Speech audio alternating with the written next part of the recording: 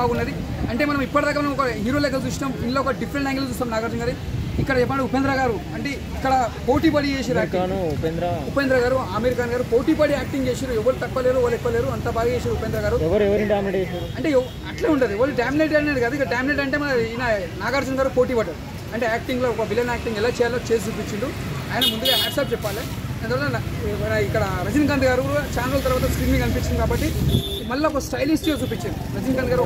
ఒక స్టైల్గా మొత్తం సినిమాలో హైలైట్ సీన్ అంటే ఏంటి? అంటే మొత్తం స్టోరీలో కావచ్చు, వీళ్ళ పర్ఫార్మెన్స్లో కావచ్చు, ఏ విధంగా ఒక హైలైట్ సీన్ అంటే ఏంటి?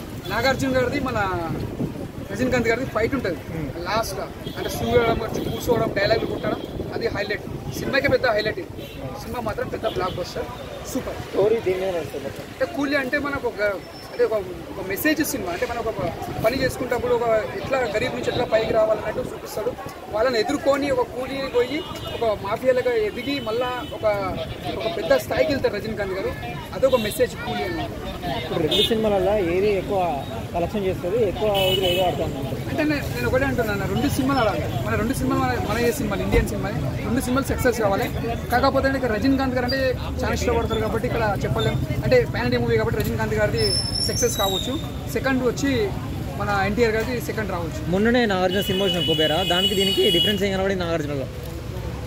కుబేరాలా చూసిన డిఫరెంట్ అలాగా, ఈ సినిమా డిఫరెంట్ అలాగా. ఇందులో విలన్ యాక్టింగ్ అంటే కుబేరాలో ఒక డిఫరెంట్, ఇందులో విలన్ యాక్టింగ్ అంటే అసలు మనం ఊహించుకోం. నాగార్జున ఒక డిఫరెంట్ యాంగిల్ కనిపిస్తుంది, సూపర్.